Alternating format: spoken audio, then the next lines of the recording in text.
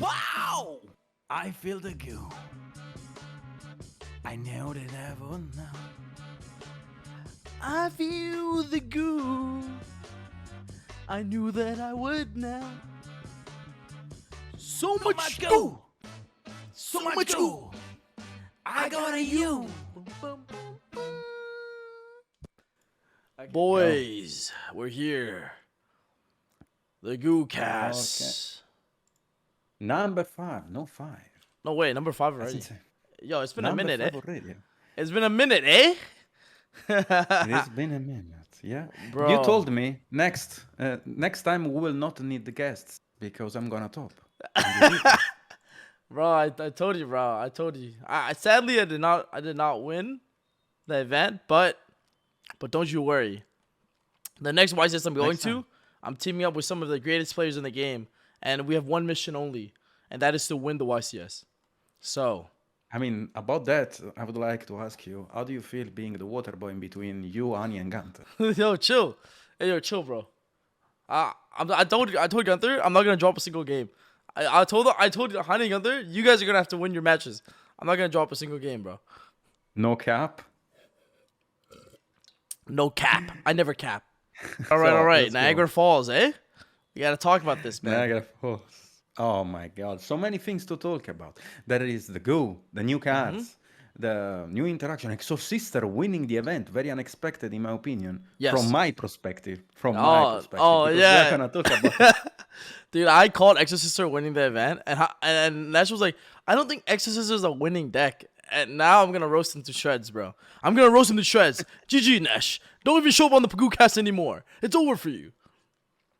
Okay, guys, yeah. this was very funny. Like, Pac was testing it with Ryan Yu, and Ryan was literally clapping this boss like left and right. He could not recover anymore from the slaps he was getting from Ryan, and he was like, "Yo, Nash, I think Exosister is the go." I know that you got clapped by Ryan because Ryan called me because I was testing with Ryan as well, and I got clapped as well by Ryan. But I know that you were gonna call me saying Exosister was the go because every fucking time a deck claps you, you're gonna call me saying, "Yo, Nash, I wanna play this deck." Because I got clapped very hard by it. Bro, Ryan clapped me, bro. He slapped me so hard, he made me quit my deck, bro. Like, it was crazy. But, hey, honestly, huge respect to, Ryan. First IRL, or first YCS top ever. An amazing accomplishment for him. And then Ray, who ended up winning the entire thing. They really put a lot of work into that deck. They put a lot of work in it. Like, the extra deck was very well thought out. It wasn't random. It wasn't random at all. But yeah, we'll talk about that. Yeah, also we know that the difference in between the first place and Ryan New deck list is just one card. It's one card. Crazy, right? It's just variance. It's literally variance. Like, the way Ryan lost versus the way Ray won, it's offset by variance. If we talk about variance, that means that we have to also say that Ray was not supposed to win the event. Because I analyzed the replays and I posted the replays. Oh, you're talking about against Luke, right? Luke was supposed to beat him. Luke was supposed to beat him. He told me that himself too. So if also Jesse was supposed to beat him. Oh, you think so? Right? No way. I didn't know that. There is a spot in which, do you remember the game one when Jesse super poly him? Yes. Jesse was supposed to use the field spell to pop the Magnifica and then super poly the other two monsters before his opponent being able to activate Magnifica because you have the priority for quick effects. So he was clearing the entire board and the back row was Returnia, and Returnia is dead without any Exorcister. Wait. Explain to me how that interaction works. So you go Chainlink 1 field spell, target Magnifica. You're saying that you have priority. Oh, is Magnifica a fast effect? It's not a trigger. Yes. No way. Yes. No one would know that. Actually, Jesse Cotton inted. Damn. Inted the game. He had literally game on board. He inted the game. Oh, because by it's analyzing the replays. Oh, wow. It's like Joe and Lockbird. It's a fast effect, not a trigger. Where that means that because you're a turn player, you're able to go Chainlink 1, Pellerino, target Magnifica, chain Super Poly. No, target the back row, right? Or No, you target Magnifica because he knew that the back row was Returnia, and Returnia cannot be used if there is no other Exorcister monster on the board. Now the field was 2 Exorcister monsters that were special summoned by Vadis and Magnifica. Okay? Oh, shoot. Oh my god, he could have won. He could have won. And the thing is, Exosister has a very hard time recovering once his monsters are gone. Like, once you clear the bodies, they have a hard time recovering the bodies. But the way that like Ryan plays and I'm assuming Ray plays is they usually in the most broken hands add another Martha for follow up. So who knows how the game would have turned, but it would have been way closer and not a blowout for sure. I can agree with that. I can send you the replay so you can post the replay in the on the YouTube section down below. I'm gonna Sure. send you the replay so we can also explain the game state in the scenario. In my opinion, if we talk about that game state, like we don't need to show the game state if you can just talk about the entire game state. It's very simple in my opinion because this is fucking very interesting. Like he had game on board. Yeah, wow. And it's a thing that you cannot understand by just reading the blog. The blog. Yeah, it's a thing that you could never figure out if you just read the blog. It's a thing that you can only realize if you see the game state on his own because it's very hard otherwise. No.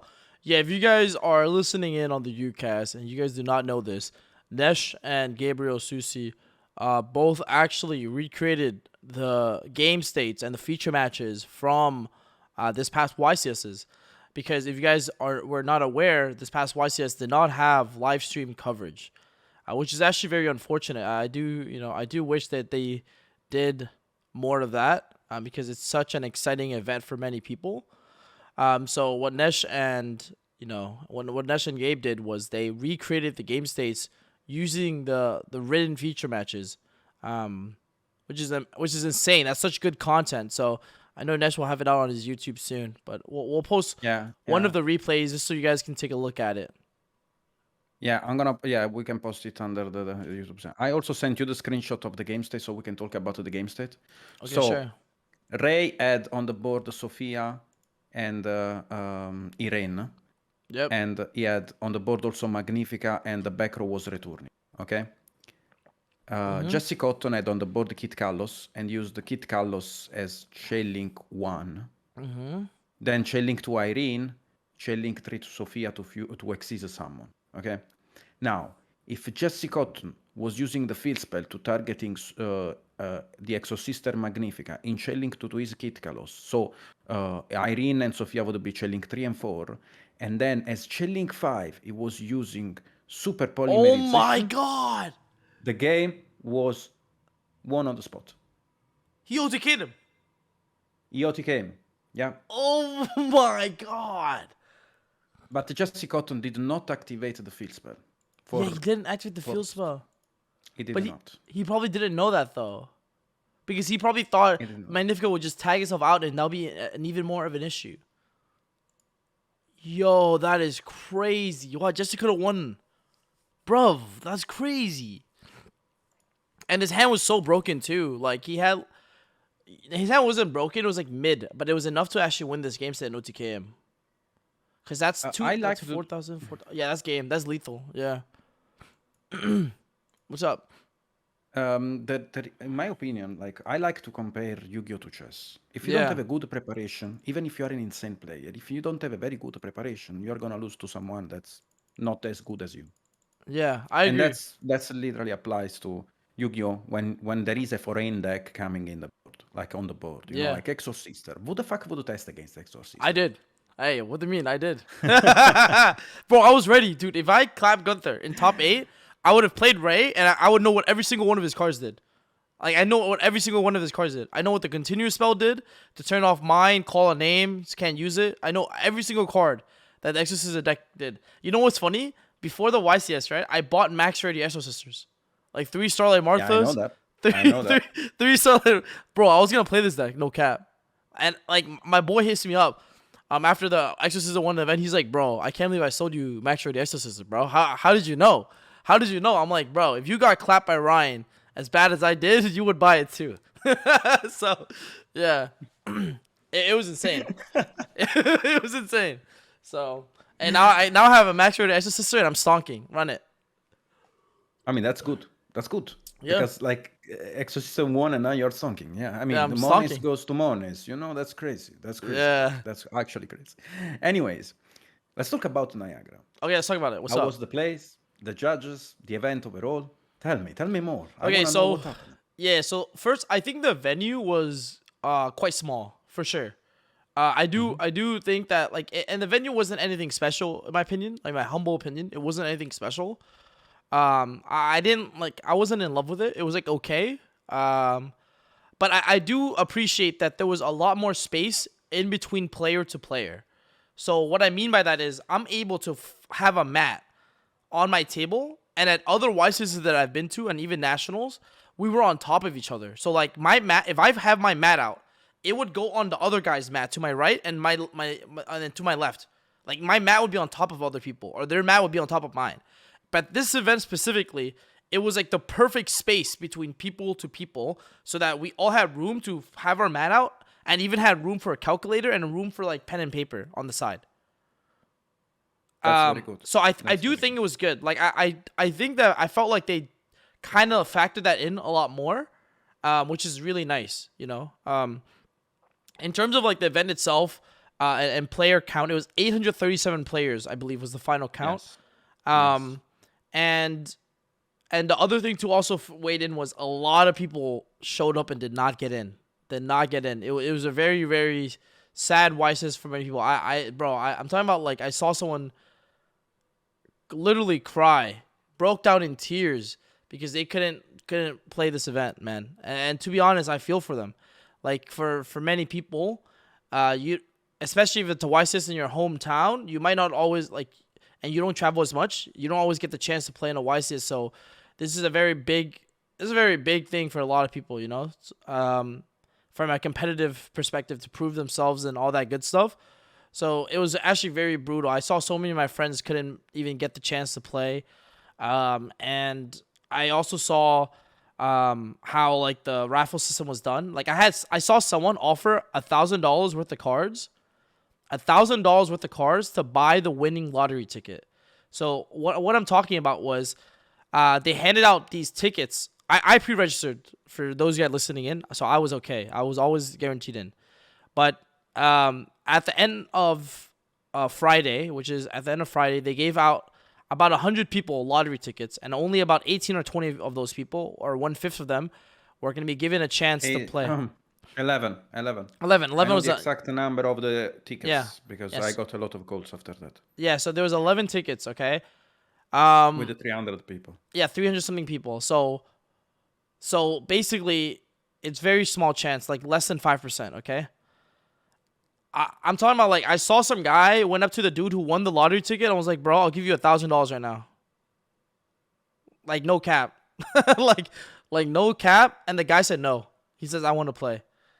Like, and it's devastating. It's devastating, bro. Like it's really, like, they were like, and then the judge had to, like, pull people away, like, yo, you can't try to buy lottery tickets, bro. Like, what are you doing? And the dude's like, I just want to play. Maybe just give more slots to player. Maybe just give more space to player, and they will not do crazy stuff like buying a lottery ticket. Yeah, it was wild, man. Like, but I think that goes to show the passion of for people who, like, really, really want to play the game. I mean, I think this was what I did? What'd you do? Okay, you know that Triff wasn't able to enter. I went on Farfast stream during the modcast, and I offered $400 to someone to sell me a lottery ticket for Triff. Jesus, yo, you're insane. Yeah, Triff was really trying to. Though. Yeah, dude, I'm talking about people all got offered a lot of money, bro, and they all didn't take it because they just want to play, man. Everyone wants to play. I mean, this was a highly anticipated event.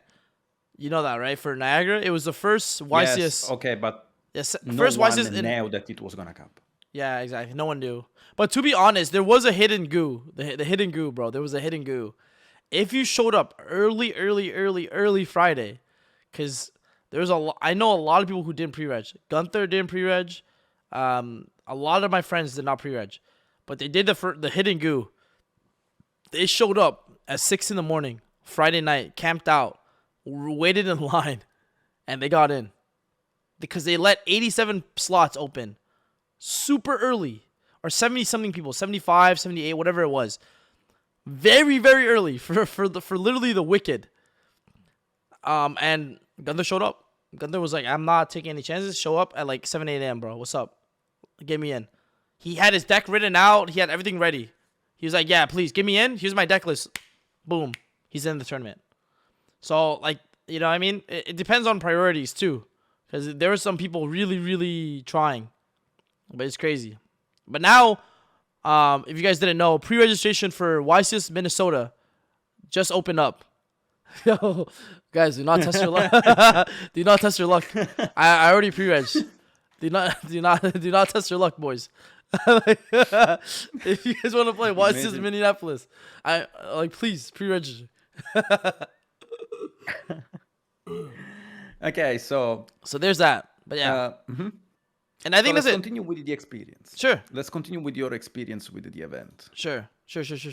So okay, so that's pretty much. So that's kind of like the playing, the venue. I talked about the venue. I talked about like the difficulties of getting in. And then let's talk about like the feature matches. You know, I was actually selected for a feature match round 10. I was a ridden feature. It was my first time being in a ridden feature, so I thought that was kind of cool. But it like I said, it was very, very sad that like I couldn't, you know, we are not able to watch it back. But that game, that round 10 was a lot of pressure. It's like the last round to see if I bubble or not. It's against like a good friend, against Blair. And dude, it was such an intense game, man. Such an intense game. Like, yeah, the ridden feature was very interesting. So I'll tell you guys how our ridden feature works and how it goes. So essentially, you know, it's just like a feature match. You sit there with your opponent. Sometimes the person writing the feature, he'll pause the game every now and then because he'll be like, "Yo, Yeah, is he gonna give you an extension for pausing? no, the time when he pauses you, the time also pauses." So it's cool. It's cool. Like he'll be like, okay, he'll be like, "Yo, Pac, what'd you draw?" I'll show him my hand, and I'll make sure not to look at my hand to not give any indication of how good or bad it is. You know, I'm trying to avoid every situation. So I'll draw 5. I'm not even gonna look at it. I just pass it over to him, and then yeah. So yeah, when he asked me for my deck, right, you have to show him without telling your opponent. So I pulled 4 cards out of my deck to showcase that it was 4 different engines. I took out a Spright Blue, a Zephyrus, a Tier Monster, and a Danger Monster. I'm like, bro, here it is. And he's like, bro, what is this? I'm like, don't worry, bro. Don't worry. Yeah, don't worry. It was hilarious. That's actually crazy. That's actually crazy because your opponent could figure out your deck by just watching how many cards you were handing to your opponent because to the judge because there were different engines in that, you know, like there were different engines. The same thing. Actually, someone smart could have actually figured out his opponent deck list by seeing how many cards the guy was eating. Yeah. I mean, the thing is, a thing that. What's up? There's a thing. What's up? There is a thing that I really hated about the written feature match. What? At a point during, like he was explaining the game, blah blah blah, draw 1 card. First of all, they were writing only the end of the player side they were in. Like you know, like they were on one side, so they were writing your end, and which is fine. But then on the other side, they were not writing the end. They were just writing the cards that were activated. And I had to figure out the entire end of the guy by reading the entire thing thrice, twice, 4 times. But the most savage thing that happened in the written feature match was like, after a flurry of plays, this was the end board. I was like, what? Oh yeah, because you have no idea what to figure out, right? Yeah. Yeah, it was funny because, like, my hand in my game 2 written feature was like awful. It was like Deer Note, Jackalope. Like I drew like multiple bricks, and then the end board was like the god board. It was like Elf, Barone, Griffin, Eradicator, Gigantic, and Snow in the graveyard. And I'm thinking to myself, I wonder if anyone can figure out how did I go from the worst hand that my deck can draw, no teleport, no nothing, to like the god board. And then Nesh actually figured it out like pretty accurately. Actually, it's insane. Brother,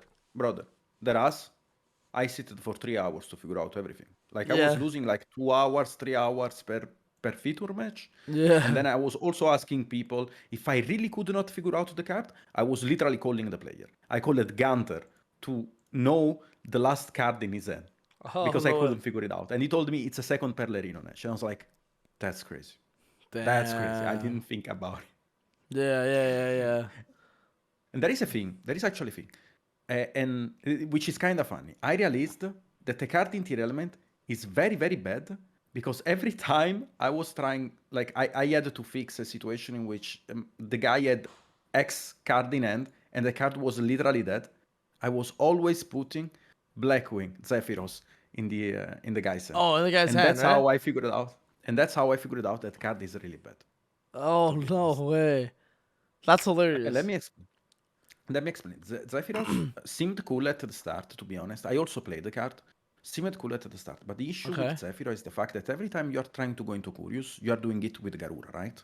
Yes, and Garua and Garura is a black. it's a It's a dark, sorry, black. It's dark.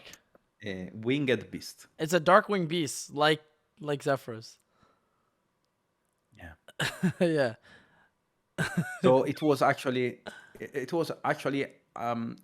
very very interesting to figure out how a card is bad by just putting it every time as a blank in the guy's hand because it was a brick. And every Yeah. time I had to figure out a brick, it was always Zephyros, always Mm-hmm. in every possible scenario. And Zephyros is also bad because are you really gonna bounce your field spell? No, you're not. True. Because the field spell can be a possible interruption. And if you bounce the field spell, that means you're going for a Curious possibly. But then you cannot use Garura. That means you're losing also a minus. You're not going +1 anymore. So it's kind of Yeah. interesting to figure out those kind of things by just a written feature match. It's actually amazing. I think I'm gonna do it more.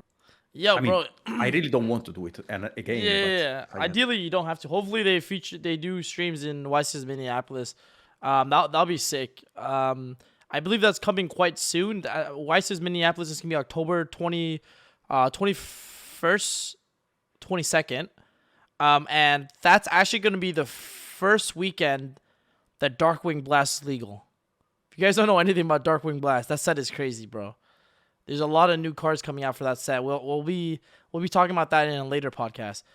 But we should talk about the biggest announcements for Europe. YCS Before Utrecht. that, Oh no, what's up? Before that, What's up? before that, I really want to interrupt you to ask you a very important question. Oh, what's up? You got roasted on your YouTube because you did not top. Oh, oh, how? Because you Yeah. babbled multiple times. What do you have to say? What do you have to say to the people that were roasting you for not topping and just posting your deck profile of the bubbles? But now you topped. What do you have True. to say to those people? Bro. I'll be honest. I think people are gonna hate on me regardless. Dude, I had someone commented. This was the funniest one. They were like, bro, um, they were saying like, yo, don't like, I don't get what you're like, excited or happy about, right? You still haven't won in person yet.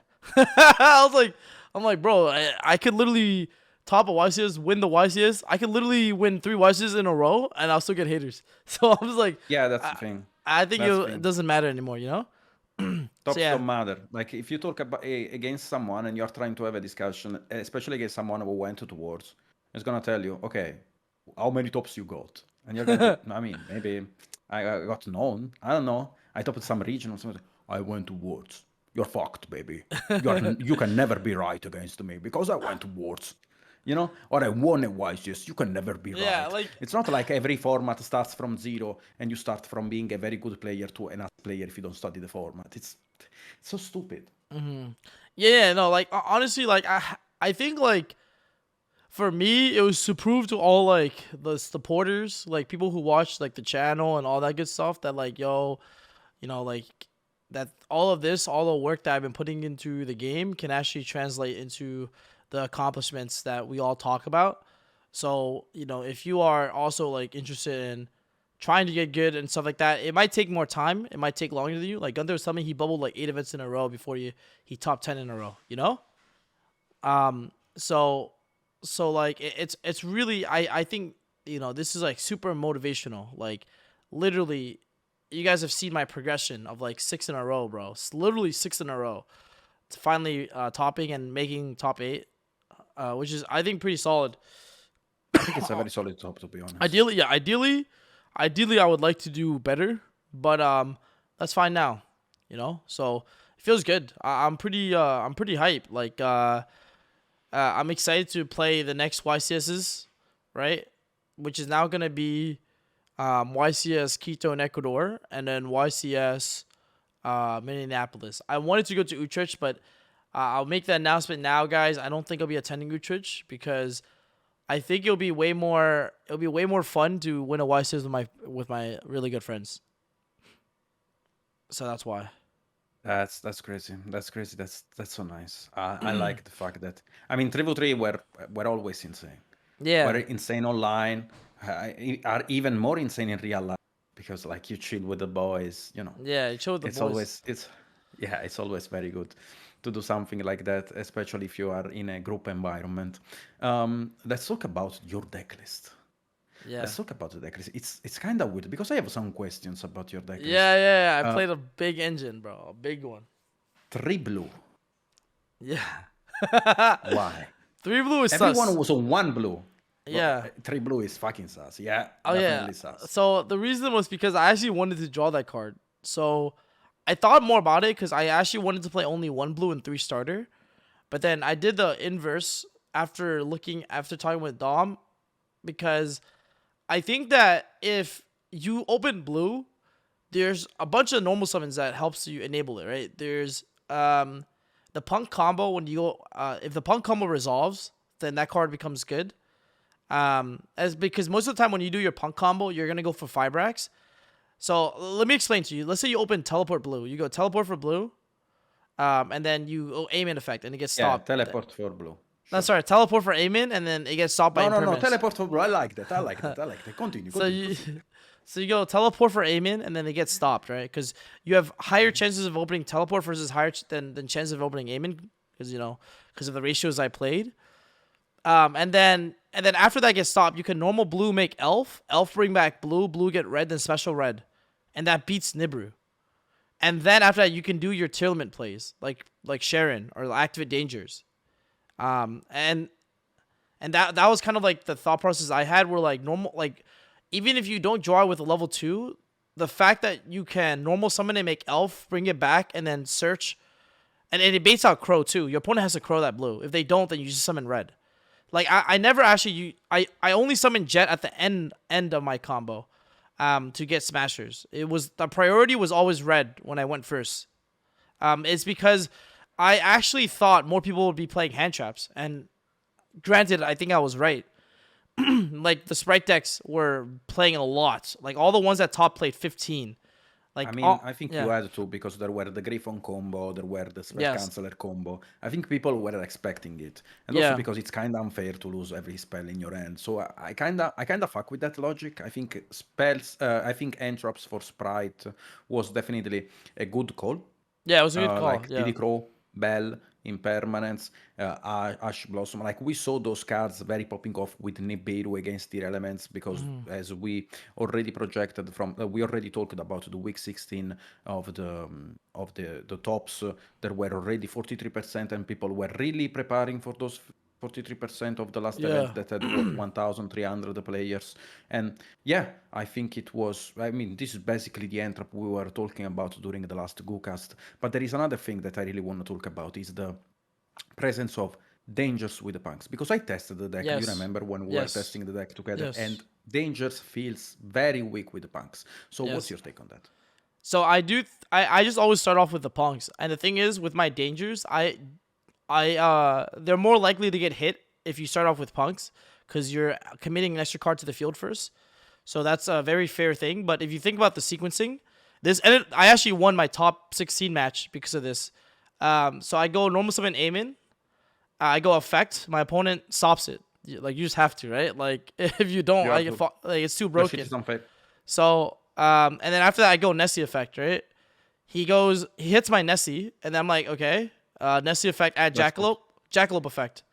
I go Jackalope, he hits But that only Jackalope. works with the Ness. Yeah, but I played 3 Nessie, it's 1 Jackalope, 1 Suchi. I played a very small package.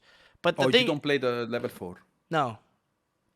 That's I don't cool. I don't make That's Dweller. I don't make Dweller because I think Griffin is basically Dweller on steroids. If you put Griffin in the main monster zone, with Elf, the only out is what? Impermanence on Griffin, but it's pointing to Elf. The second out is all spell cards, but you don't have spell cards because you're getting eradicated. So you have a bunch of monsters, and if you chain like, let's say you chain like the Spright starter, sure, that resolves. Summon your blue that you can't activate. Summon your red that you can't activate. And even when your opponent somehow gets 2 link monsters and 2 bodies and makes elf, they can't even use elf effect to reborn. You see how insane Griffin is? It's basically a more oppressive Dweller, and it works against every matchup. Which is why I think I don't need to make Griff Dweller. I sided Dweller only because I was afraid of Lava Golem and Sphere Mode in the mirror match. And if you make the Griffin combo and you eradicated your opponent, the only other out is Lava Golem Sphere Mode. So in order to counteract people potentially playing Lava Golem Sphere Mode, what did I do? Side decking Dweller. And it's only for that matchup. Every other matchup, I only sided that card once actually, and it was against Gunther. It never came in against any other matchup. Even the mirror match, because I 2-0'd the mirror. What do you think about Yeah. G take? The Gunter take? The hand trap? Elements with hand traps. I think it's very weak. I think that like Tear is a stronger engine than Spright. But so like you have to like think about like the pros and cons, because basically he's playing a Spright / Tear deck and the hand traps are the same, right? So you have to think if what engine is better. No, So- Gunter, yeah. Yeah, but Gunther thinks that like the Tear engine is better than the Spright engine.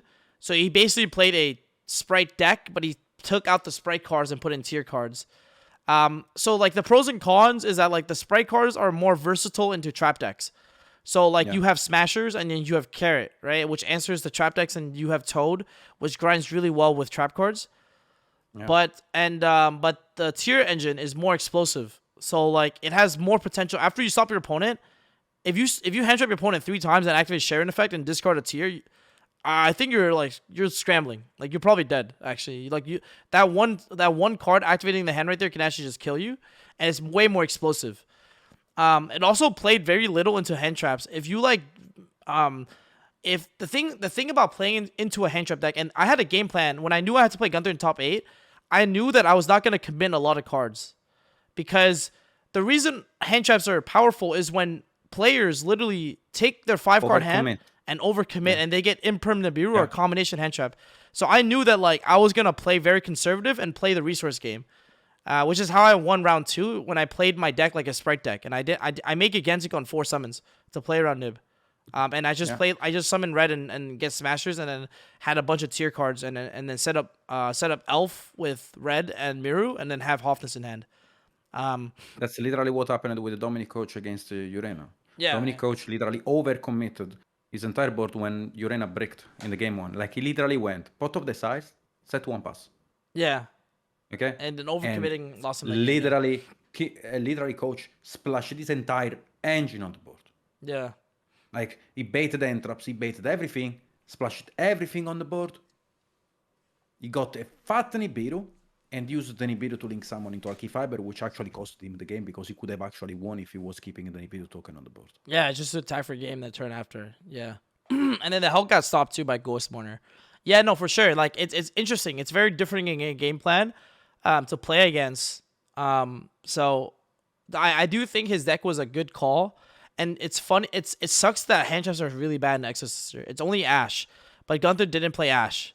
It's the only hand trap that like it's kind of okay into like Exos. Because if you Ash Martha, then you put them on having a normal summon that summons one from the hand. And Ash is very weak. Yeah, it's just still weak. Yeah, it's still weak, I guess. Yeah, but most of the hand traps are so. Warner was a better camp. Mourner. Let me think. Is Mourner fine? Oh yeah, Mourner. Warner is Veiler. Yeah, Mourner's just Veiler. Yeah. I mean, bro, that deck is really hard to. I think Nibru is the best hand trap into that deck, because they have to commit over. They have to overcommit. I was very prepared. I don't know if Jesse decided Nib into that matchup or not, but I had a game plan figured out. Jesse was a main deck in Nibiru. He main deck Nib, but I think he drew it as a 6 card, right? So he couldn't nib him. I think he had the Nibiru in hand.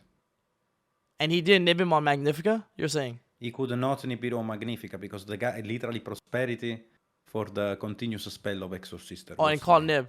Oh wow, wow. That means his hand is broke. You cannot do that unless your hand is broke. That only comes up in the broke hands. But he also Carpe Diem. He goes prosperity, add Carpe Diem. Yeah. Then he goes into Caspitel. Caspitel effect on summon. Chain Carpe Diem. Call Nibiru. Jeez. And the Nibiru in hand is dead. Jesus, man. Wow, he played nice. Most people like forget about that effect, Carpe Diem. But yeah, that's pretty good. But yeah, it's a mandatory effect in TCG, but it's an optional effect in OCG. Oh, really? Kind of. Yeah, it is. Wow. You think more people are going to be playing Exos now at like later more events going forward, or do you think this was a one-hit wonder? Okay, here's the thing. I really think Exosister won because people misplayed against it. I I think don't so think too, Exosister was supposed to win the event. I don't think brother. the deck is bad. I never say that the deck is bad. I think the Yeah, Exosister is a decent deck. It's also a nice meta goal against Tearlaments, especially if there are so many Tearlaments in the format. yeah, Do I think if people were prepared Exosister was winning the event? No, I think Exosister was not winning the event, but was stopping the event. yeah. I saw some guy literally. This was so crazy, bro. I saw someone, right? Literally, his opponent had only Vadis set. Okay, if you guys don't know what Vadis does, it teleports out two. It's basically gear for the boomers, but it teleports out two Exosisters from the deck. Okay, and like, bro, he activated a tier card in the graveyard, and his opponent just chained Vadis. GG. And the game So is over on the spot. the game's over on the spot. You summon a Dweller and the banish. Did you see how Gunter lost in the top 4? How do you lose? He was winning, but Ray had Sophia on the board, Yeah. and Gunter had the brilliant idea to use Dynamiscus in the graveyard effect. No. Yeah, No. yeah. Oh no. Gunter had it. Really? Yeah, Game yeah, the 3? game. It was game 1 again. Oh man, yeah, dude. That's so unfortunate. Yeah. Not unfortunate. He was not prepared enough. Yeah, no one's prepared for that deck. No one knows what those cards do. Yeah. It's very common. If he did not int that interaction, he had it. Do you want to talk about the percentage in Ycs Niagara about the deck list or presence of the deck list? Yeah. Yeah, let's talk about Niagara? yeah, let's move on and talk about like what was played, how much topped, all that good stuff. Yeah, let's do that. So what do you have for me? I mean, we're gonna use the spreadsheet of Septo. Thanks shout to to Septo. because like it does an amazing job every event. And I also suggested him to put this spreadsheet under a paywall because the shit is so insane. Yeah. I know. I'm going against the community by saying that, but giving him $1 for his spreadsheet, I don't think it's the end of the world. I think he should. I think he should do it. It's like maybe not, maybe yes. We will see. But I don't know. I feel like it is like he puts a lot of work, and I don't know. I think he should be like $1 a person is like fine, probably, right? I mean, I feel so. I think it's a very good thing to do. I don't know. Like, I think the guy puts a lot of work because no one ever did something like this before. Now we can literally analyze the meta thanks to Septo. So we said that there were 837 people. Yep. And 34% of that were Spright. So 11, I think. There were 11 Spright in the top 32. Yep. Then we have another 11 Tearlaments, so it was even, actually. Very good. 5 Runic decks. So decks that had the Runic engine. Yep. So we can see Runic Mystic Mine, Runic Spright. Then we have 2 Exosister, so Ryan, Yu, and Ray. Floowandereeze 2. I think Floowandereeze is not bad as a deck option. Yeah. And then we have 1 Matmec. I'm actually interested to see the deck profile of the 1 Matmec because I didn't see it. I just want to see the extra deck. I think it's the best thing to do. To be honest, I would like to see maybe more about Runic with the Tree Brigade. I think it's a very interesting deck list to mix Runic with. And then Tearlaments with Lunalight. And this kind of remembers me when you let me test for 2 nights in a row Lunalight and do the combos to play around on Nibiru, but then you fucking changed the idea before the event. And I was so fucking mad when you called at me and saying, Nash, I changed the idea. I'm gonna play Punk, Tearlaments, Spright. And I was like, brother, my brother in Christ, my sweet brother, I'm gonna fucking kill you if you change your deck list. But then he changed it, like, without any fear. And yeah, I mean, he did very well, so I'm still proud of him, but I'm fucking mad of the fact that you let me test that shit for 2 days. And I think it's actually a very good deck list. I think it's a fucking good deck list. Lunalight Tier is a very good option. I came to the Ycs ready to play Lunalight Tier, but I decided to switch last minute. Who knows what would have happened? Who knows? But I would say the Dark Take My Opponent's Blue interaction came up a lot. I played 6 Sprites day 1. I played 6 Sprite players day 1. So it was a very, I think like having the Spright engine in my deck was very, very good. Very, very good. Do you think the blue is necessary? Because we saw Jesse Cotton only play the Jet Jet and the Smashers. Smashers. I think it's good on its own. Why do you need Yeah. the blue? Do you need the blue? I think Jet Smashers only works if your opponent also plays Spright. I guess you can get Gansing out first, so I guess it's fine. But I don't know. I wanted to like actually summon that card because it also gave you an extra body for Curious as well. And there's some cool lines where like, one second. There was also some cool lines which like Shinobi plus blue plus a Sharon just makes a case thriller.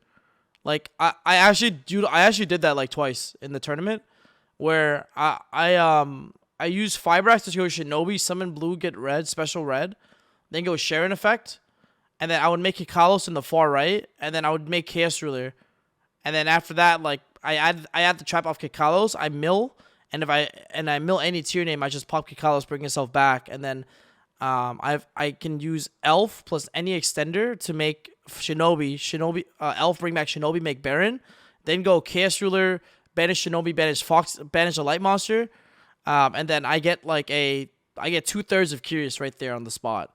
So I think like there were some like synergies for sure. Like I think going forward, I'm probably gonna change like decks even more, but I do think that I'll say one thing for sure. The punk cards are the most busted card of the deck. When they resolve, it is GG. Like if I resolve Chaos Ruler, the game's over. Like it's actually GG. Like it's too easy to make your board, and it uses the least amount of resources. Like I barely commit anything at all when I resolve Chaos Ruler. And it's just like game. Like you just make Barone, you get like +5, and then you're just up so much cards. And it also like allows you to get an extra card to discard for Griffin at the end of your combo too, which I noticed that like the other versions of the deck had a really hard time ending on like a good board. They have to commit 5 cards, where I commit like 2 or 3, to be honest, which actually really matters. Mm-hmm. Now, if you go over the convenient event tops from September 10th to 11th, Yeah.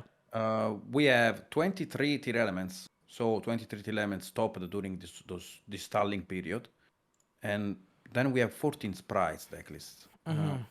How do you feel about Tearlaments is literally dominating the formats of Sprites that is dominating though in OCG? Yeah, so you know what's funny? So you know how you said there's 14 Spright players that topped in the last last couple of weeks, right?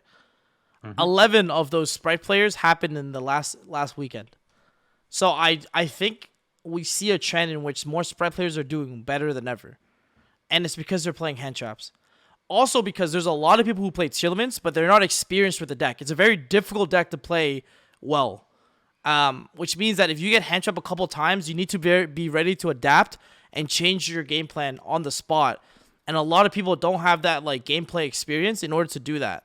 Like I'm talking about like sometimes you're gonna get hand trap 3 times and you need to know what to do after. Like 2 times. You need to know what to do after. So like it really, really does depend on like technical play. With the tier deck. I'm not saying that there's no technical play with the Spright deck, but hand traps are much more efficient into bad players or people who don't know what they're doing.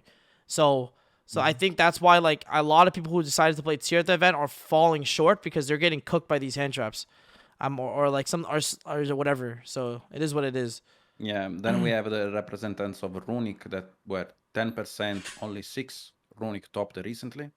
For Matmec, 3 Exosister. So we had this kind of feeling that Exosister was going maybe to dominate the next event, but no one, you know. Yep. Then to Dragon Link, we didn't see Dragon Link during this YCS stop. Do you feel like the deck is falling apart or is not anymore? It's just power crap, right? Like it's just all the other like the tier deck just does way more.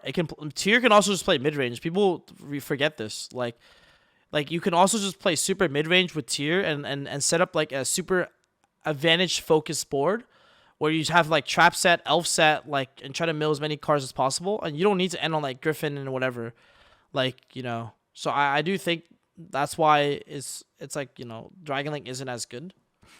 I mean, Dragon Link feels kinda not bad if you allow me. Yeah. Also, super poly is crazy into dark decks too that don't float.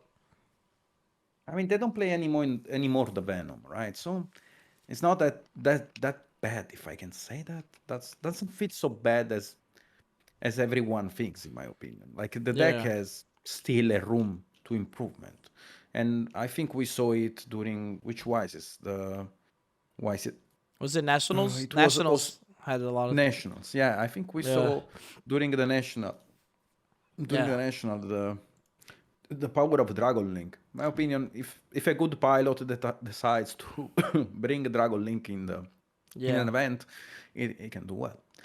Then Floowandereeze is also falling apart. Do you think that's cause of Runic No, and hand the Spright traps. engine itself?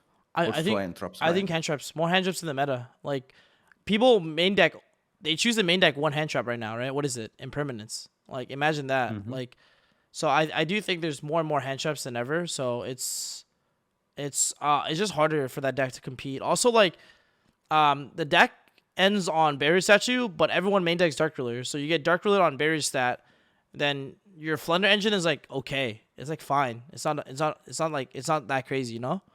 So So you don't agree with Jesse playing only Super Poly and Nibiru? Because he was meta calling the Nibiru for this event. oh, I no, I agree with that. I actually I told you too that I wanted to main deck Nib for this event.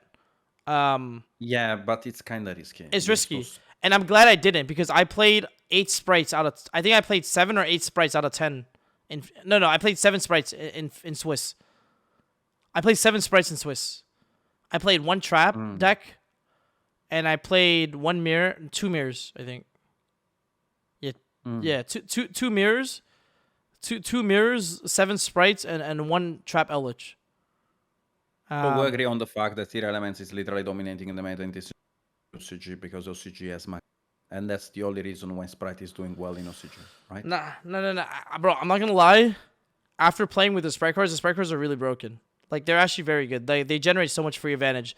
Like you saw what I did, right? With like against Blair, Yes, where yes. I had no cards.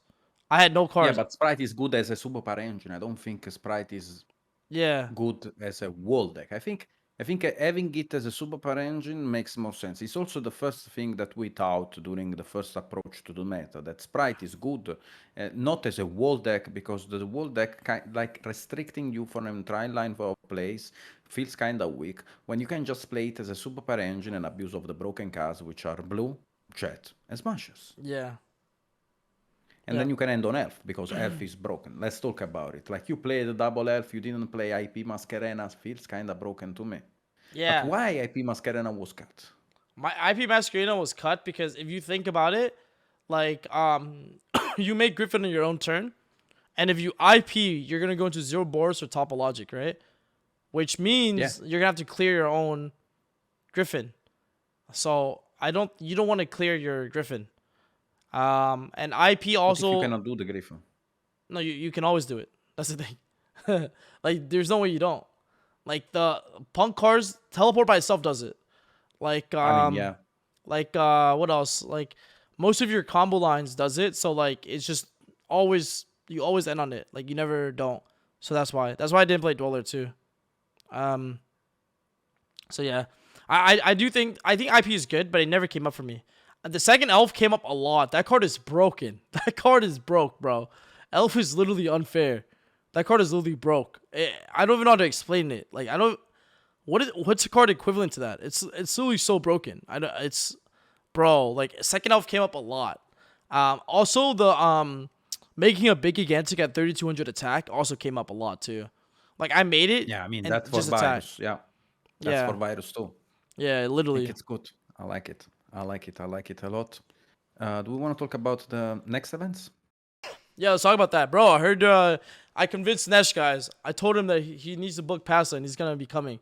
So, boys, if you guys are listening to this podcast and you want to see Nesh in person, because I'm sure you guys see me in person a lot already. I've been going to all the events, but if you want to get a chance to see Nesh in person, you have to book your flights as well to Pasadena in California. I'm coming to Pasadena 100% if there are no layovers. I cannot afford layovers. Yeah. Because I'm gonna lose myself, and I have to pay 1,000 more to come to Pasadena. I'm not doing that shit. Me and Pac are gonna book an hotel. Me and Pac are gonna book a flight together, Yeah. but without any layovers. If there is a flight without any layovers, I'm coming 100%.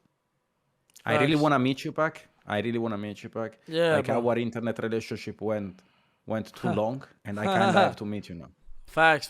Yeah, bro. It's gonna be lit. Like we're getting like an Airbnb or something. The reason, okay, here's why Nesh doesn't want to get a layover, bro. Nesh will literally miss his layover. No cap. I know. This guy's a bozo, bro. So he'll miss his layover, so he has to do a no layover. Also, wait, is it first time in America? No. Yeah, it is my first time in America, and that's also why I don't wanna get any layovers. Yeah, facts. If Nash goes to pass on bringing him a case of cigarettes, Jesus, Wait, what? they're gonna My give you man. like case of cigarettes, eh? My man. My Let's boy. go. Labby is rating with the party 38. Let's go. Thank you, Labby. But yeah, like So dude, the it's gonna be shit cost D in America, right? Cigarettes cost D in America. a case is probably $200. That's a lot. It's like $12 per pack, I think. I pay 50 for a case. Oh no way! It's like 12, 13 bucks for. Someone tell me. I mean, I don't smoke, so someone tell me how much I pay it costs. $4 for one pocket of cigarettes. In this, It's $200 for a case? My man, you don't need to. I can just drop my PayPal. Anyway. yeah, exactly. The tax is insane. Facts. Taxes are insane. It's only 12 per pack in man. New York and New Jersey. Yeah, it's just New Jersey, New York is very expensive. But Okay, so I'm gonna come to Pasadena. Let's talk about Utrecht. Utrecht, so do you think you're gonna go to Utrecht? I don't know. I really don't know because I don't own cards because I don't have any locals, so I don't play. Yeah, And by not buying cards, how am I going to Utrecht? That's the thing. bro, that's not an issue. And then I will have We'll to get buy someone the to cards, get you. right? We'll get someone to give you a whole deck for and let you borrow it. I mean, I feel bad. I feel bad doing this. Nah, no, it should be feel bad fine, doing bro. this. It should be fine. Nah, bro, like you should be able to borrow an entire deck, like for sure. To be honest, so it should be pretty solid. Wait, so you're saying okay? Let's get this. Let's get one thing straight. Okay. If you can get the cards, will you play? Yeah, bro. You have to top now, bro. You have to top now too. You know what I'm saying? Utrecht. Let me double check the flights costs, Yeah. and then let me book for Pasadena before, and then let's see. To be honest, Okay. I already promised for Pasadena. I don't want to Utrecht. Yeah. That's the thing. I mean, worst case, if you do decide, I can ship you cards. It's fine. Bro, the ship costs OD. It's $60. I guess you're Nah. rich, so you can do that. Let's go. What the heck? I mean, I can ship it to Nevin, and then Nevin will just give it to you at the event. Cause he'll be no wait, Nevin's not going. I think he's going to Quito instead.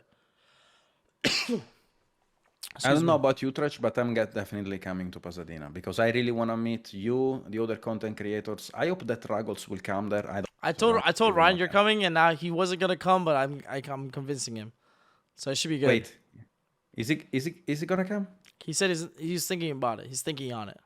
So maybe. I would really love to meet Ryan as well. Yeah. Team dude. Sam, everyone. Sam will be there. Trif. Sam will be Oh there. my god! If I meet Trif, it's over, bro. It's Yeah, over. it's gonna be I'm sick. telling you, It's gonna be sick. It's gonna be sick. Yeah, it's gonna be My sick. man is gonna be by Nash. Let's go to the casino. Let's clean the casino, and I will be like, Trif, calm down, brother. Bro, Triff is crazy, man. He's a crazy guy. We hung out a lot this past weekend. It was a lot of fun. I miss hanging out with that guy. Dude. Okay, so Oh, let's also, talk about. yeah, another thing on the agenda. We have merch on the way coming. That's gonna be sick. So we're getting hoodies and t-shirts made, and it's gonna say Goo on it. It's very clean. You guys know me. I'm very particular about style, eh? So I'm gonna we're getting merch made. It's gonna look sick, bro. It's gonna be fire. So definitely get ready for that to come soon. Yeah. So let's talk be about ready. the tech of the day. Let's The move tech on. of the Take the day, my day. man. Yeah. Okay, so the tech of the day is people playing Droplet in the main deck. What's up with that? Bro, so I main deck Droplets. And then I believe a bunch of other players did as well. And I'll be honest, I think Droplets was a good choice. Just for Dweller, though. It's just for Dweller. No. When you go first with Droplet won me in top 16. I was in my Tell me more opponent. about it. My opponent Droplets my entire board after getting eradicated. Okay, he goes special summon Pankatops, enter battle phase, Pank attacks. I'm like damage them No. Droplets. And I won in time because of that. Yes, sir. Droplet effect, baby. Ja.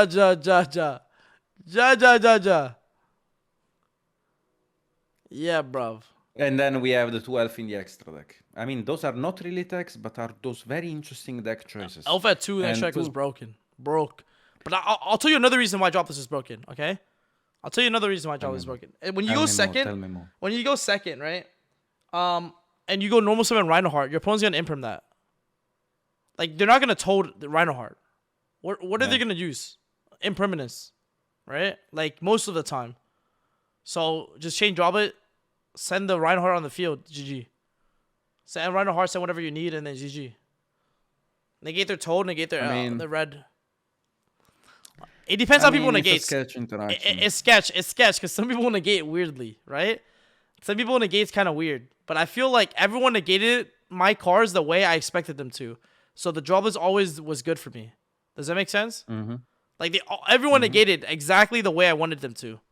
So I don't know. I felt like overall it worked out for me pretty well.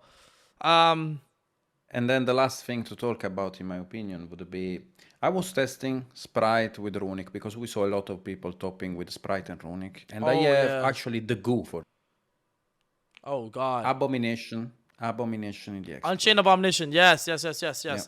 That card is very powerful. Very powerful. I love that card. Yeah. You can use it after the resolution of your Runic cards, and you can pop one more card on the board, and if you're missing your battle phase, it's actually crazy good. I love that card. I think a Chain Abomination should be definitely in your deck. I really think that shit is mandatory. Yeah. When you skip your battle phase because of the Runic card, I think that card is beyond broken. I tested it a lot, and I would highly suggest you guys that if you are playing the Runic cards in your Spright deck, you should definitely play Unchained Abomination. This card is crazy good. Anyways, so which decks would you like to suggest for the next event to the people listening to us? On what to play, right? I think any deck that has tier cards in them. And look, I know a lot of people listening in might not have all the time in the world to perfect interactions, to learn left and right what to do. But the two decks that I would recommend is a deck that has tier cards in them. And if you're experienced, I definitely recommend you play a Tearlament deck, bro. It's so much fun to play that type of strategy. Like it's so much fun. Like you're literally every game you play, it's literally like on you. And like you literally feel in control most of the time. And then the thing is, the other deck I would say is like Spright. I think Spright hand trap with Diva is like insane. Diva? Yes, Diva. My brother. Sorry, in Christ. I think What Diva is smoke? insane. You smoke the goo before coming? No. I'll tell you why. I'll tell you why Diva is the best. Because of Shifter. Diva is the best normal summon if you're playing Shifter. It's just facts. Like, Diva is one of the best normal summons if you play Shifter because it allows you to kill your opponent with just Diva by itself if you Shifter your opponent. Beaver is the same thing. What? Beaver does the same thing. No, it's not. Beaver Because by you itself. want to go for Alkifa. Yeah, because you go for Hulky Fibrax. And then you Xyz into Gigantic. Okay. Yes, that's why Diva can do it, but Beaver cannot because under Shifter it's very hard to. And the thing is, you got to keep it. I think Chansey played in top 8 and he misplayed because he made totally awesome, but it can't negate under Shifter because he has to send for cost. But the point I'm trying to make is you need to be able to just kill your opponent, like when you Shifter them. Like giving Tearlaments. Why not? You can just play the quick spell. You can just play Gamma Burst. You can do that too. People were signing 3 Shifter and 1 Gamma Burst. Yes, people signed 3. Fine. Yeah, that also works. I'm okay with that too. I'm also okay with that too. So if you want to play that, it's fine. But also, I think Diva is definitely worse now because people are playing hand traps. But I'm saying before hand traps, everyone was on board breakers. So being able to go Fibrex for like any hand trap of your choice was really disgusting, in my opinion. It gave you a layer of interaction that made sure you always survive. Like, it was very, very difficult to kill your opponent through hand traps. Like, after you dark roll your opponent, you know they have 3 more interactions, 4 more interactions. That's actually very scary, to be honest. Like, very scary. So, it's like sketch. So, yeah. Okay, so instead, in my opinion, I'm a little bit opposite to your suggestion. I would suggest for the next event to people to play Lunalight Tearlaments because I think that shit is broken. Okay. I love the deck. I love how explosive it is. It's literally Dweller Tuber on steroids. Yeah. Can play easily through Nibiru, easily whichever entrap. I feel like, to be honest, to me, the Lunalight cards felt better than the teleport because you don't have to play the extra necessary bricks and they also works in the graveyard. But that's on me, to be honest. Then the second deck that I would highly suggest is a Spright deck with runic cards, and Yeah, we Spright saw we saw an Evil Twin Spright deck with runic topping the event, and it was actually playing out of his mining using the effect of 20 cards. So it's a thing that I would highly take in consideration for the next event. And the last thing that I really want to ask, and I know I already said that the last thing was before, so this is the last thing, is are we getting a ban list this weekend? Bro. I don't know if you saw, someone posted a fake ban list. But, yes, I saw it. I do hope we get a ban list for sure. I do hope we get a ban list. Okay. But you know what's crazy? I don't think I would mind if there's no ban list. What the fuck? Pac, did you smoke before coming here? Like, there are I'll tell you why. Because, like, my man smokes the goo before coming on the Gookas. all the decks are so broken right now. Like, what do you fix? Mystic Mine? Bro, the only deck that topped with Mystic Mine in the deck was the guy who won. Mystic Mine, Dweller, Curious. There are so many cards to ban. There are so many cards to address. My brother in Christ. That's we need fine. to do something. Yeah, that's fine. I guess we can enter a new my man format. tops an event and now everything is fine. Sure, let's burn the world. Let's see the entire world fire. Yeah, Yo. my man tops the event and now, my Nash, my boy, if I can top with those broken cards in the meta, everything is fine. Everything is good. Let's proceed. Let's move on. No. I just think that, like, yeah, you're probably right. There should be. I'm saying, like, there should be a ban list, but even if there isn't, I feel like this format feels pretty good.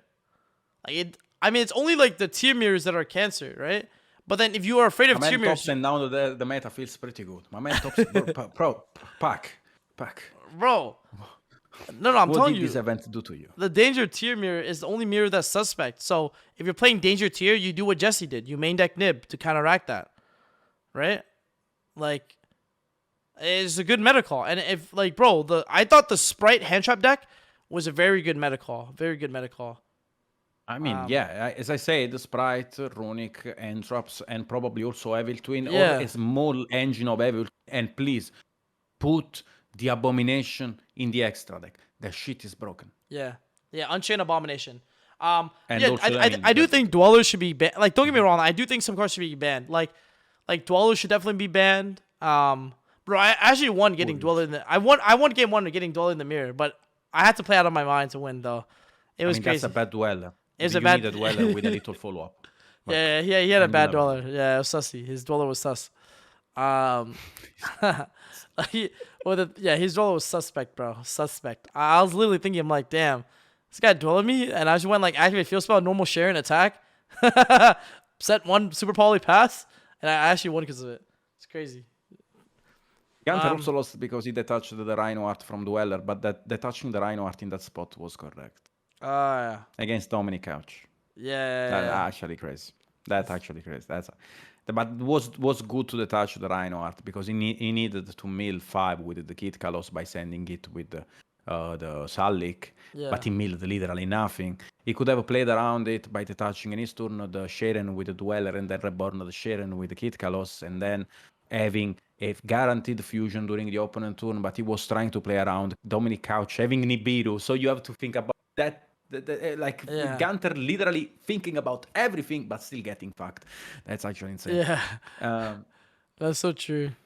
That Oh yeah. A balance should So- definitely happen. I do hope something happens. I'll be honest. Like, just give me something. I do want to work on something new. I'll say that. Like, I think it's. I think it's okay right now. Like, I do think it's like. I don't think it's like super bad, toxic. I don't want to play Yu-Gi-Oh right now. I don't think it's like that. I think it's like fine. It's not amazing. It's fine.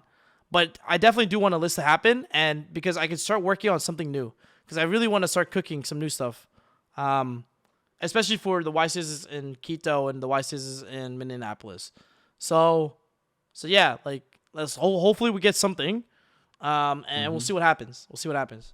Okay. So for everyone on YouTube, guys, let me know what's your definition of the goo and comment down below. Then let me know if the ban list is happening this weekend. Peace.